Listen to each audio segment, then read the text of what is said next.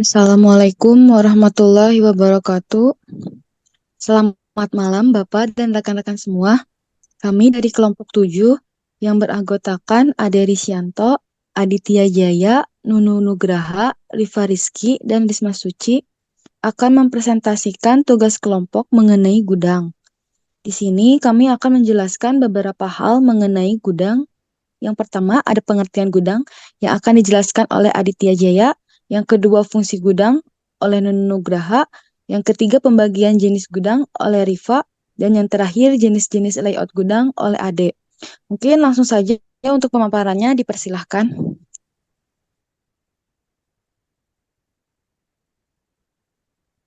Pengertian gudang.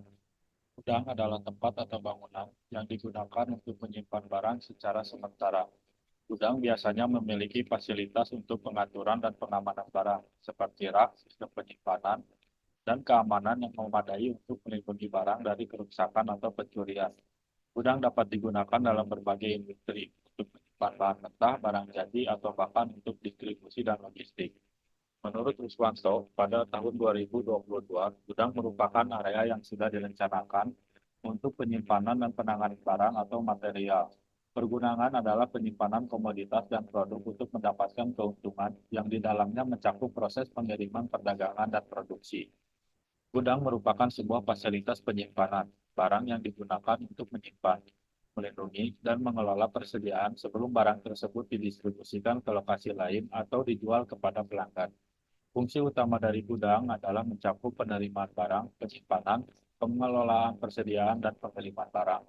Dengan menggunakan gudang, perusahaan dapat meningkatkan efisiensi distribusi dan transportasi, serta meningkatkan kepuasan pelanggan dengan memastikan ketersediaan produk yang lebih baik.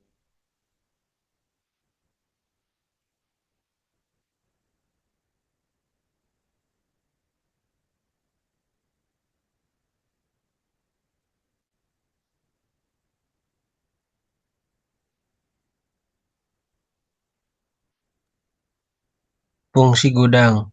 Gudang memiliki beberapa fungsi utama dalam konteks bisnis dan manajemen rantai pasokan. Antara lain, yang pertama ada penyimpanan. Fungsi utama gudang adalah menyimpan barang atau bahan secara sementara sebelum mereka diproses lebih lanjut atau didistribusikan ke tempat lain. Yang kedua ada pengelolaan persediaan. Gudang membantu dalam mengelola persediaan dan cara menyediakan ruang untuk menyimpan barang dalam jumlah yang cukup untuk memenuhi permintaan pelanggan atau produksi.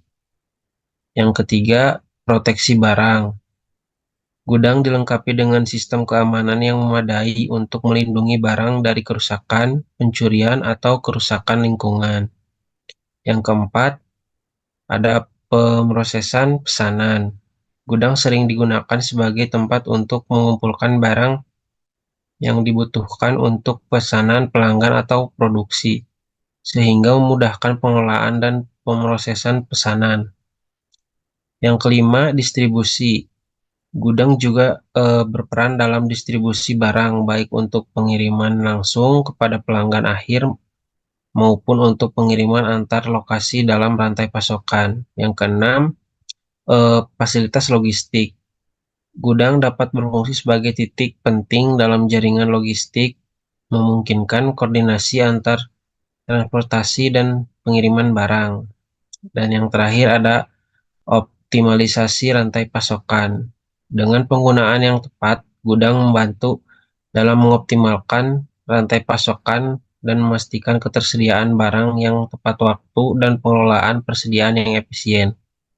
Dengan demikian, gudang bukan hanya tempat tempat penyimpanan sederhana, tapi juga elemen kritis dalam manajemen operasional perusahaan yang berkaitan dengan logistik dan rantai pasokan.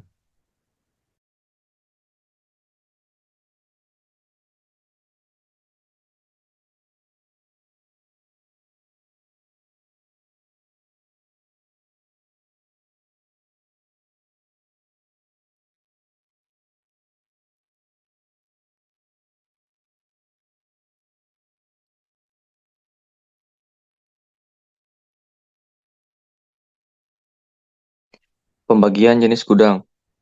Jenis-jenis gudang dapat dibagi berdasarkan beberapa kriteria yang berbeda, tergantung pada tujuan penggunaannya dan karakteristik fisiknya.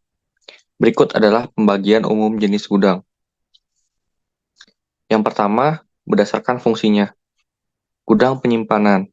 Gudang yang digunakan untuk menyimpan barang dalam jangka waktu tertentu sebelum didistribusikan lebih lanjut atau diproses. Gudang distribusi. Gudang yang digunakan untuk mengelola dan memproses barang untuk didistribusi langsung ke pelanggan atau titik penjualan. Yang kedua, berdasarkan pemilik atau pengguna. Gudang publik. Gudang yang dimiliki dan dioperasikan oleh pihak ketiga dan digunakan oleh berbagai perusahaan untuk menyimpan dan distribusi barang.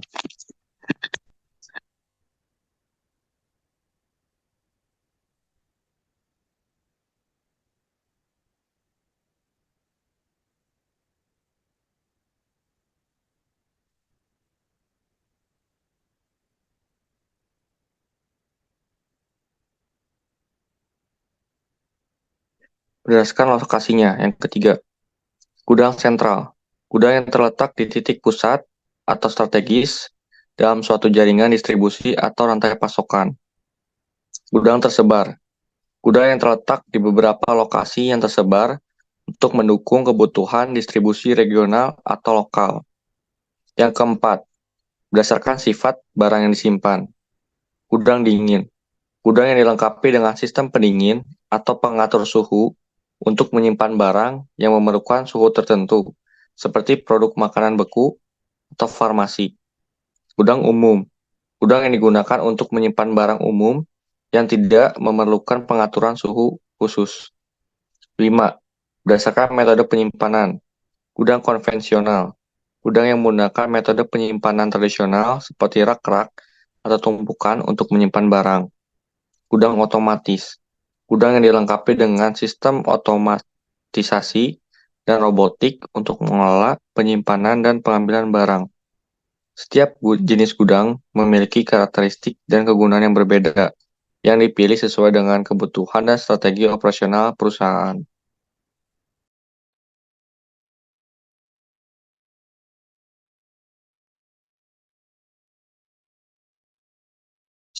Metode atau tata letak gudang. Tata letak gudang diantaranya ada metode dedicated storage, ada randomized storage, ada class-based storage, dan shared storage.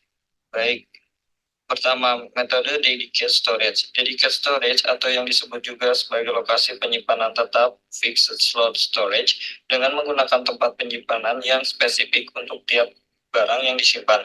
Jumlah lokasi penyimpanan untuk suatu produk harus dapat mencakupi kebutuhan ruang penyimpanan yang paling maksimal dari produk tersebut. Ruang penyimpanan yang diperlukan adalah kumulatif dari kebutuhan penyimpanan maksimal dari tiap jenis produknya. Jika produk yang akan disimpan lebih dari satu jenis, dedicated storage menentukan slot atau lokasi yang ditunjukkan untuk produk tertentu. Jumlah slot yang sama dengan level penyimpanan maksimum produknya. Persoalan tata letak gudang mencakup penentuan lokasi penyimpanan pada gudang. Proses penempatan produk pada metode dedicated storage adalah dengan menyusun area-area penyimpanan berdasarkan kondisi luas lantai gudang. Kemudian diurutkan area paling dekat sampai area yang paling jauh dari pintu keluar masuk. Sehingga penempatan barang yang akan segera dikirim diletakkan pada area yang paling dekat dan begitu seterusnya. Metode randomized storage. Pada metode randomized storage, ini mengatasi kekurangan dari metode dedicated storage, yaitu utilitas yang rendah. Pada metode ini, tidak ada penempatan lokasi yang harus untuk suatu produk, sehingga barang yang akan disimpan atau datang ditempatkan sembarang terdekat dengan pintu masuk dan pintu keluarnya. Kekurangan adalah jika jumlah produk yang dialokasikan banyak dan bermacam-macam jenisnya, maka waktu pencarian dan pengambilan produk menjadi lama. Yang ketiga ada metode class-based storage. Metode ini merupakan gabungan dari beberapa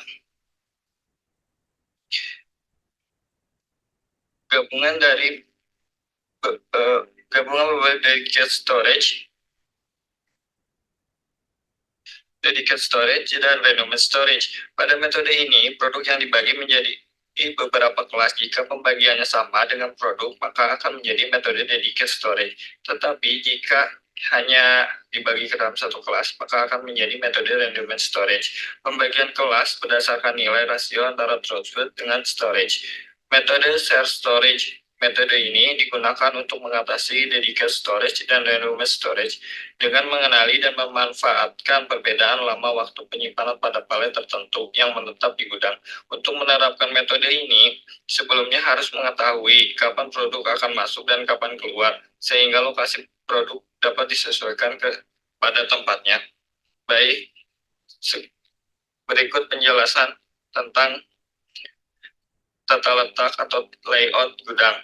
Saya kembalikan kepada moderator.